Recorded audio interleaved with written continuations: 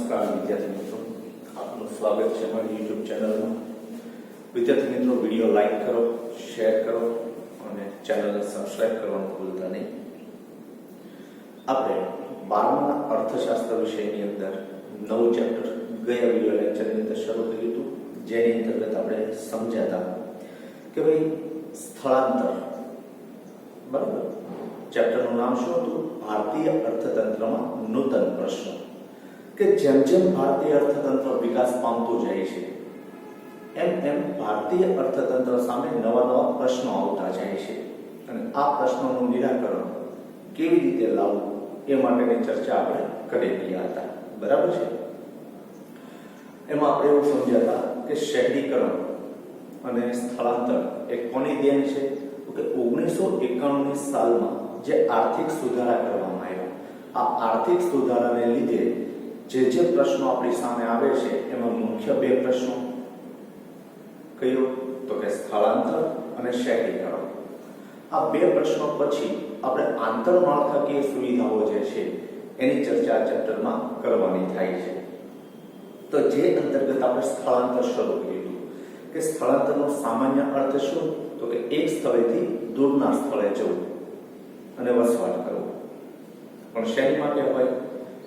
રોજીની રોટી મેળવવા માટે હોય, ઊંચું જીવન ધોરણ મેળવવા માટે હોય, કાયમી વસવાટ કરવા માટે હોય, બરાબર. આવી બધી બાબતો છે એને આપણે સામાન્ય સ્થળાંતરના અર્થની અંદર સમજ્યા. પણ અર્થશાસ્ત્રીય વ્યાખ્યામાં કે જ્યારે એક વ્યક્તિ કે વ્યક્તિઓનો સમૂહ એક સ્થળેથી બીજા સ્થળે લાંબા સમય માટે વતનથી દૂર, દેશમાં કે વિદેશમાં નોકરી માટે, સ્થાયી થવા માટે કે ઉચ્ચ જીવન ધોરણ મેળવવા માટે વસવાટ કરે તો એ સ્થળાંતર કહેવાય. એટલે સ્થળાંતર કેવું છે? લાંબા સમય માટેનું છે. એક સ્થળેથી બીજા સ્થળે જાય એને સ્થળાંતર કહેવામાં આવે, પણ લાંબા સમય માટે. તમે કહેશો સાહેબ અઠવાડિયું ગયા તો સ્થળાંતર નહીં, અઠવાડિયું સ્થળાંતર ન કહેવાય, બરાબર. એ તો આપણે કાકા દાદા મામા ફઈના ઘરે રહેવા જઈએ છીએ તો એ સ્થળાંતર નથી. પણ લાંબા સમય માટે એક સ્થળેથી દૂર વસવાટ કરવો એને શું કહેશું? આપણે સ્થળાંતર કહેશું, બરાબર. એટલી વાત આપણે ગયા વિડિયો લેક્ચરની અંદર સમજવાનો પ્રયત્ન કર્યો હતો. આજે આપણે સમજવું છે સ્થળાંતરના પ્રકાર.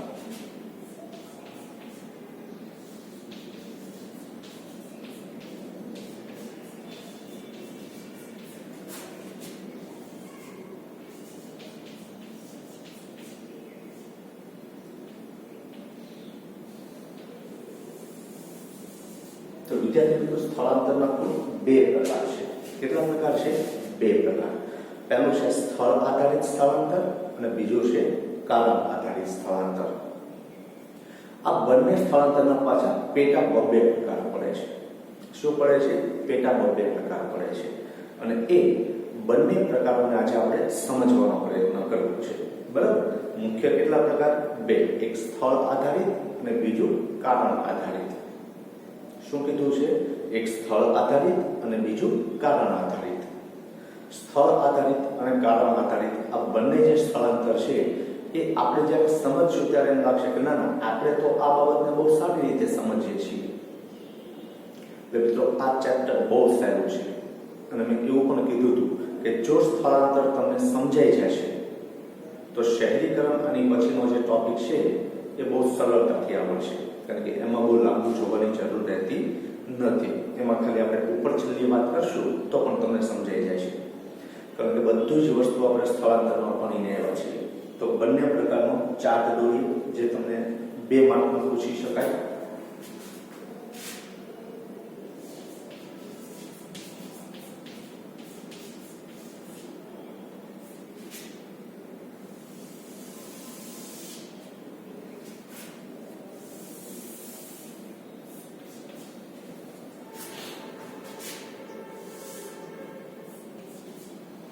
પેલું કીધું મેં સ્થળ આધારિત, બરાબર.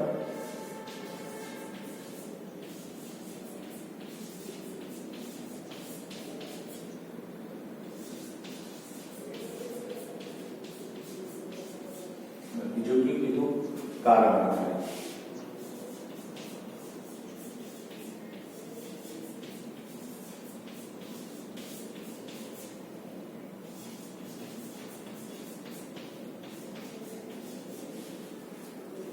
આમાં પાછા પેટા બે પ્રકાર પડે.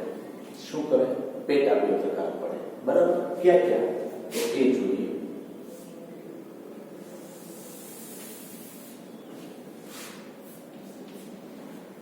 પહેલું કીધું છે આંતરિક સ્થળાંતર. શું કીધું છે? આંતરિક સ્થળાંતર.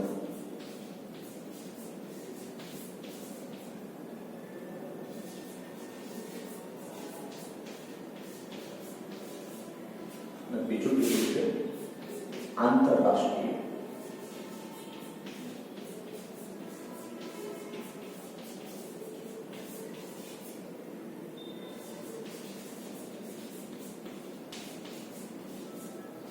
પહેલું કીધું આંતરિક સ્થળાંતર, બીજું આંતરરાષ્ટ્રીય સ્થળાંતર. તો તમને ખબર છે ને આંતરિક સ્થળાંતર કોને કહેવાય અને આંતરરાષ્ટ્રીય કોને કહેવાય? આમાં પાછા બે પ્રકાર પડે.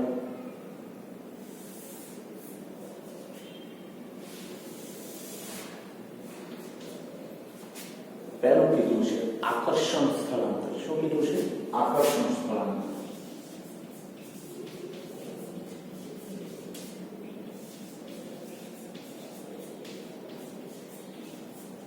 અને બીજું અપાકર્ષણ.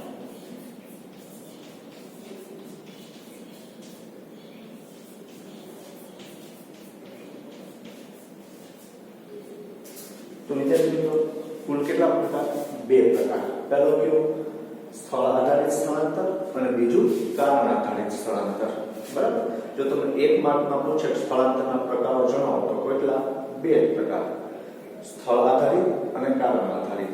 પણ જો તમે બે માર્કમાં પૂછે કે સ્થળાંતરનું વર્ગીકરણ સમજાવો તો મિત્રો આ આખો ચાર્ટ તમારે દોરવો પડે કે ભાઈ સ્થળ આધારિત સ્થળાંતર એમાં બે પ્રકાર. કયું? આંતરિક સ્થળાંતર અને આંતરરાષ્ટ્રીય સ્થળાંતર. કારણ આધારિત સ્થળાંતરમાં આકર્ષણ સ્થળાંતર અને અપાકર્ષણ સ્થળાંતર. બરાબર છે? તો આ હતા તમારા બે પ્રકાર. હવે આપણે જે વાત કરવી છે એ પ્રકારની વાત કરીએ તો સૌથી પહેલું તમને કીધું છે સ્થળ આધારિત સ્થળાંતર. તો સ્થળમાં બે પ્રકાર, એક લોકલ સ્થળો હોય એટલે કે આંતરિક સ્થળો હોય અને બીજા આંતરરાષ્ટ્રીય સ્થળો હોય. હમણાં છાપાની અંદર હતું કે અમેરિકામાં વસવાટ કરતું એક પટેલ કુટુંબ માતા પિતાની સામે પાછળ બેઠેલા બંને દીકરાઓ અકસ્માતની અંદર મૃત્યુ પામ્યા. બરાબર? તો એ પટેલના દીકરા મૂળ ભારતીય હતા પણ એનું એક્સિડન્ટ ક્યાં થયું? કારણ કે લાંબા સમયથી એ અમેરિકાની અંદર વસવાટ કરતા હતા. તો એ કેવું સ્થળાંતર કહેવાય? આંતરરાષ્ટ્રીય સ્થળાંતર કહેવાય. બરાબર? તો આંતરિક સ્થળાંતર એટલે શું? તો કે દેશની સરહદની અંદર એક સ્થળેથી અન્ય સ્થળે કાયમી વસવાટ કરવા માટે જે સ્થળાંતર કરવામાં આવે તેને આંતરિક સ્થળાંતર તરીકે ઓળખવામાં આવે છે. ફરી એકવાર, દેશની સરહદની અંદર, જો સરહદ એમાં ગામડા આવી જાય, તાલુકા આવી જાય, શહેરો એટલે કે જિલ્લા આવી જાય, બરાબર, રાજ્યો આવી જાય, આ બધું જ આવી જાય. એટલે એક રાજ્યમાંથી બીજા રાજ્યમાં જાય, એક જિલ્લામાંથી બીજા જિલ્લામાં જાય, એક તાલુકામાંથી બીજા તાલુકામાં જાય કે એક ગામડામાંથી અન્ય કોઈ ગામડામાં જાય. તો એ જે સ્થળાંતર થાય છે, એ જે કાયમી વસવાટ કરવા માટે ત્યાં જાય છે એને કેવું સ્થળાંતર કહેશું? આંતરિક સ્થળાંતર તરીકે ઓળખવામાં આવે છે. અને આપણા દેશમાં આવું સ્થળાંતર વર્ષોથી થતું હતું.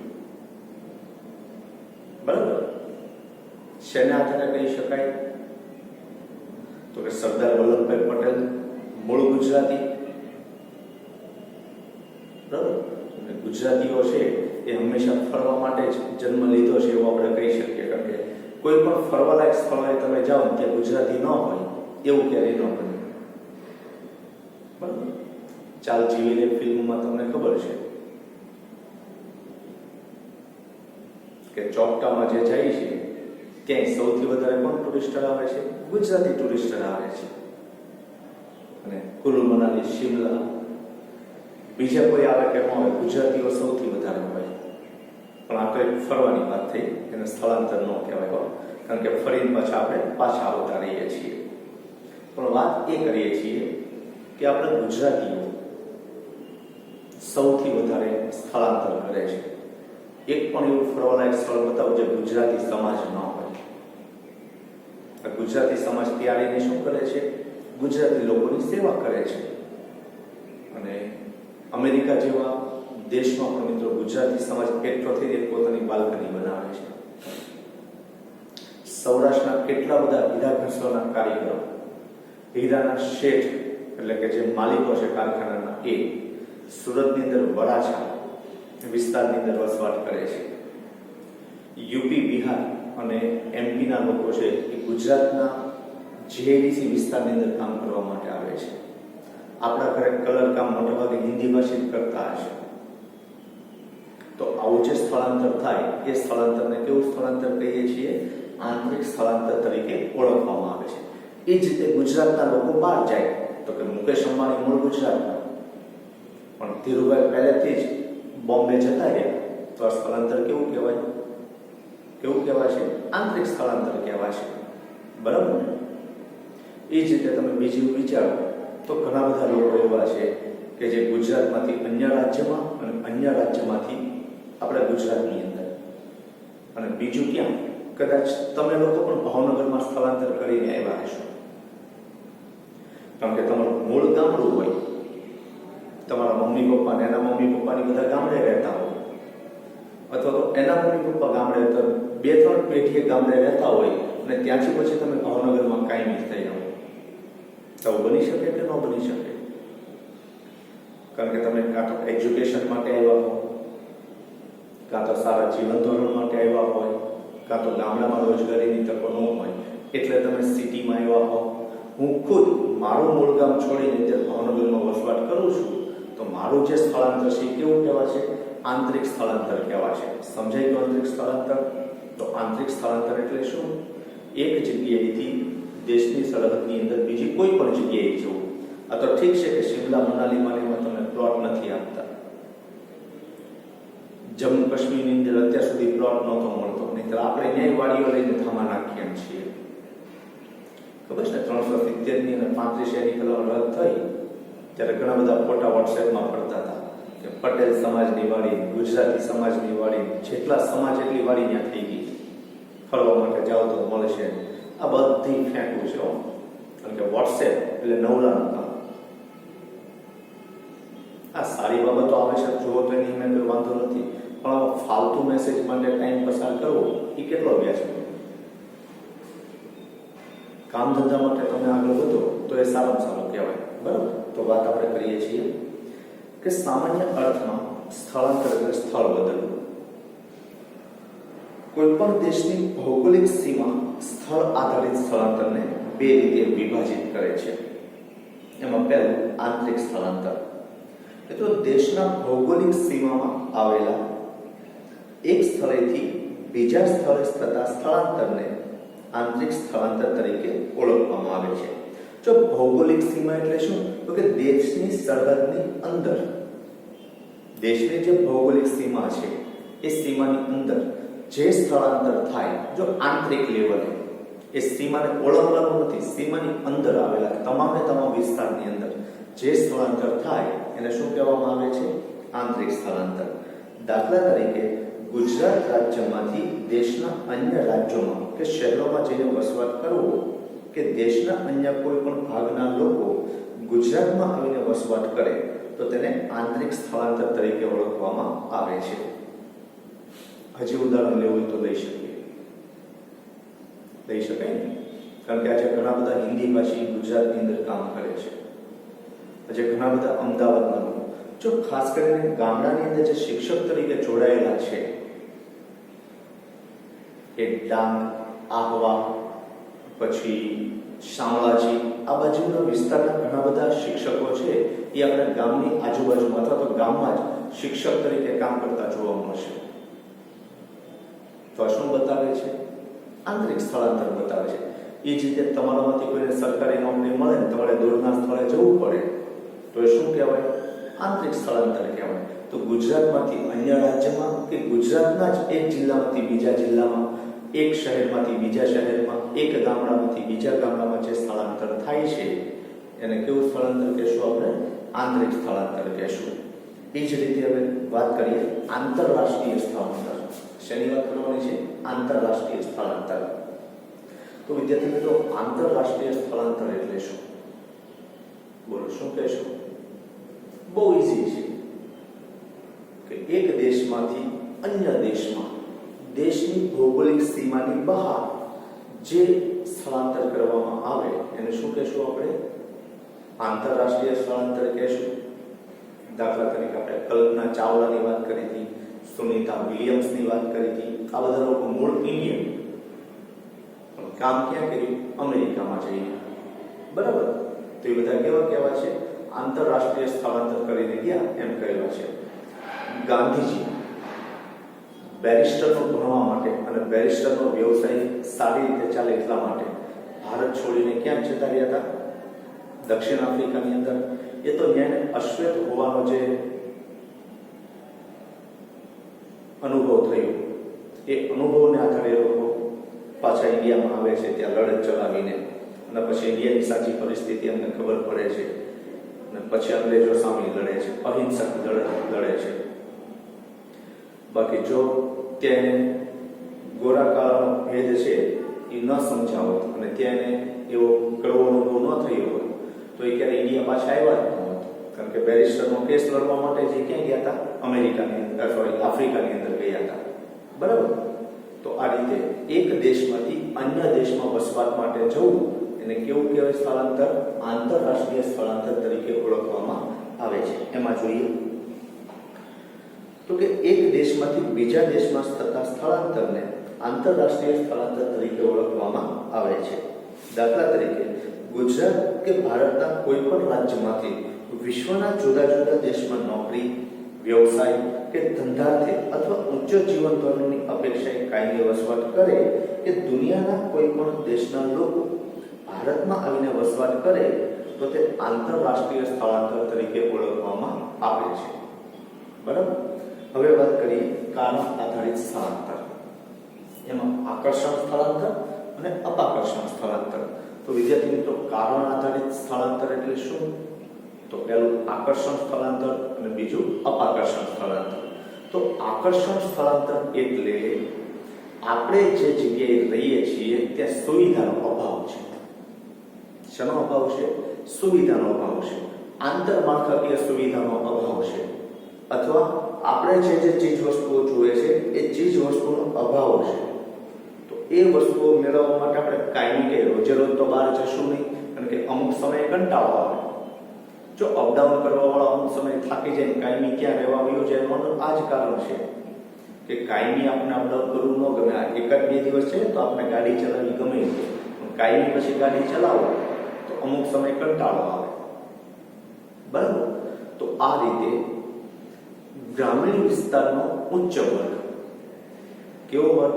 ઉચ્ચ વર્ગ, જેને આપણે શ્રીમંત વર્ગ કહીએ છીએ, એ શહેરી વિસ્તારની વિવિધ સુવિધાઓથી આકર્ષાઈને જે સ્થળાંતર કરે એને કેવું સ્થળાંતર કહેવાય? આકર્ષણ સ્થળાંતર કહેવાય. જો એવું નથી કે ઉચ્ચ વર્ગે જાય, અન્ય વર્ગે જાય છે, કારણ કે નોકરીની તકો ક્યાં વધારે છે? સિટીની અંદર. પણ સામાન્ય રીતે આવું સ્થળાંતર છે એ ગ્રામીણ વિસ્તારનો ઉચ્ચ વર્ગ શહેરી વિસ્તારની વિવિધ સુવિધાઓ મેળવવા માટે એ સુવિધાઓથી આકર્ષાઈને જે સ્થળાંતર કરે એને આકર્ષણ સ્થળાંતર તરીકે ઓળખાય. કારણ કે શહેરી વિસ્તારની અંદર શિક્ષણ, આરોગ્ય, રમતગમત, અન્ય ચીજ વસ્તુઓ, મનોરંજન આ બધું વધારે હોય. આ ઉપરાંત ગ્રામીણ વિસ્તારમાં રીત રિવાજોનું પ્રમાણ વધારે, જ્યારે શહેરોમાં રીત રિવાજોનું પ્રમાણ ઓછું. એટલે રીત રિવાજ ઓછા હોવાને નાતે પણ એના આકર્ષણથી તમે ગ્રામીણ વિસ્તાર છોડીને શહેરી વિસ્તારની અંદર આવો છો. તો આને કેવું સ્થળાંતર કહેવાય? આકર્ષણ સ્થળાંતર તરીકે ઓળખીએ છીએ. એમાં સમજીએ, જ્યારે વ્યક્તિ કોઈ પણ કારણસર શહેરી જીવન પદ્ધતિ અને વિવિધ સવલતોથી આકર્ષાઈને, ખાસ કરીને આધુનિક માળખાકીય સુવિધાઓ, કારણ કે વાહન વ્યવહાર, સંદેશા વ્યવહાર ગ્રામીણ વિસ્તાર કરતા આજે પણ શહેરી વિસ્તારમાં વધારે છે. વિવિધ સવલતોથી આકર્ષાઈને પોતાના વતનથી દૂર જઈ વસવાટ કરે ત્યારે તેને આકર્ષણ સ્થળાંતર કહે છે. દાખલા તરીકે ગામડામાંથી શહેરોમાં થતું સ્થળાંતર આ પ્રકારનું ગણાવી શકાય.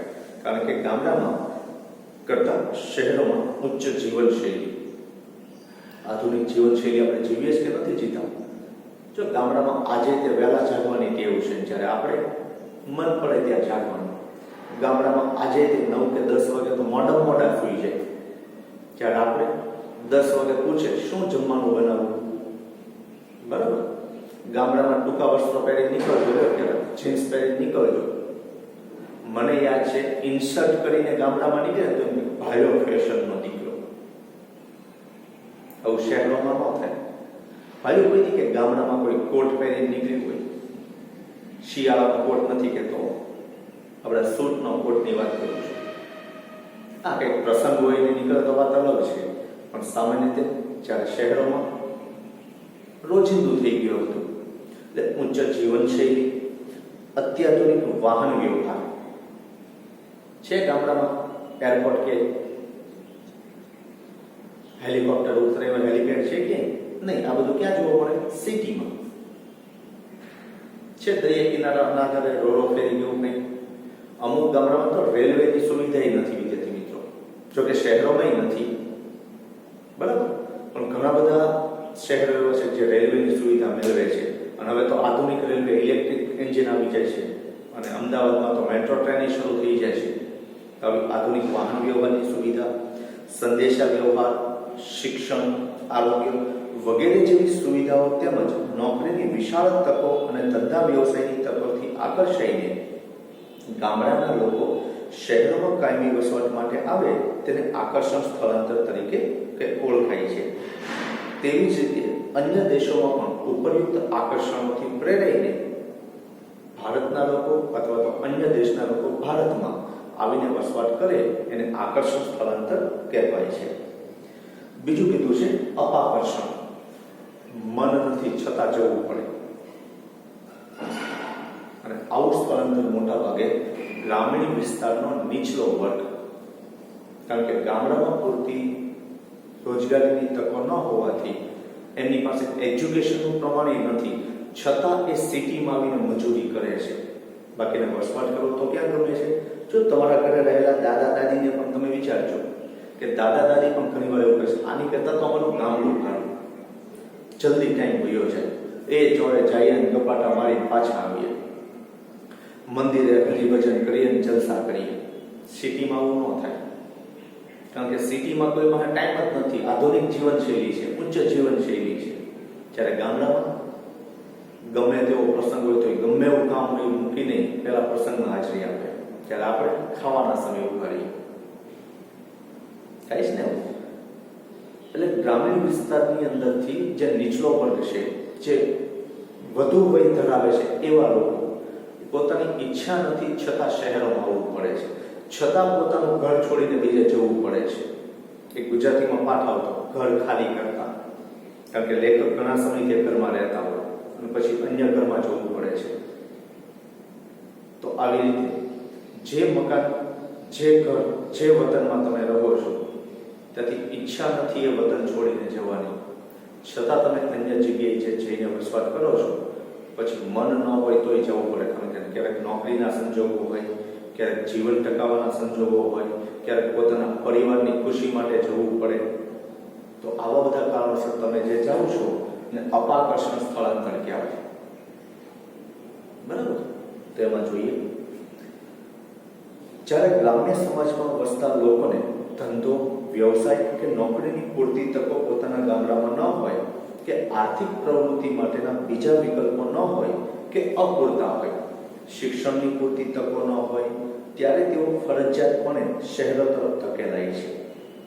અને જે શહેરો તરફ આવે છે એને અપાકર્ષણ સ્થળાંતર તરીકે ઓળખાય છે. આમ બંને પ્રકારનો અભ્યાસ કર્યા પછી એવું કહી શકાય કે આકર્ષણ સ્થળાંતરમાં ગ્રામ્ય પ્રજાનો આર્થિક રીતે સંપન્ન વર્ગ, એટલે કે ઉચ્ચ વર્ગ, જેને આપણે શ્રીમંત કહીએ છીએ, શહેરી જીવનના વિવિધ આકર્ષણોથી આકર્ષાઈને સ્વેચ્છાએ સ્થળાંતર કરે છે. એટલે પોતાની ઈચ્છાએ કે ભાઈ ચાલો અહીંથી આપણે અન્ય સ્થળે જતા રહીએ. જ્યારે અપાકર્ષણ સ્થળાંતરમાં ગ્રામ્ય સમાજનો આર્થિક રીતે નબળો વર્ગ ગામડામાં વધુ સારા જીવનના વિકલ્પની ગેરહાજરીથી કેવો વર્ગ કીધો છે? આર્થિક રીતે નબળો વર્ગ, એટલે કે ખાસ કરીને જે ગરીબ વર્ગ છે એ. ગ્રામીણ સમાજમાં ગામડામાં વધુ સારા જીવનના વિકલ્પની ગેરહાજરીથી ફરજિયાતપણે શહેરો તરફ ધકેલાય છે. ગામડામાં રહેતો ભૂખ્યો મળે, એની કરતા સિટીમાં ભલે આછું પાતળું એક કામ મળે, બરાબર. અને મિત્રો આનાથી ગામડાઓ પણ સદ્ધર બન્યા છે, એ આપણે શહેરીકરણની અંદર વાત કરશું, બરાબર. તો આજના વિડિયો લેક્ચરની અંદર આપણે શું સમજ્યા? તો કે સ્થળાંતરના મુખ્ય બે પ્રકારો, સ્થળ આધારિત અને કારણ આધારિત. સ્થળ આધારિતમાં બે પ્રકાર, આંતરિક સ્થળાંતર અને આંતરરાષ્ટ્રીય સ્થળાંતર. અને કારણ આધારિત સ્થળાંતરની અંદર બે પ્રકાર, આકર્ષણ સ્થળાંતર અને અપાકર્ષણ સ્થળાંતર. તો મિત્રો આજના વિડિયો લેક્ચરની અંદર આપણે એટલું રાખીએ છીએ, અને હવે જ્યારે પાછા ફરશું ત્યારે સ્થળાંતરના વિવિધ કારણોની ચર્ચા કરીશું. તો આજના વિડિયો લેક્ચરની અંદર એટલું રાખીએ છીએ. આભાર, ધન્યવાદ.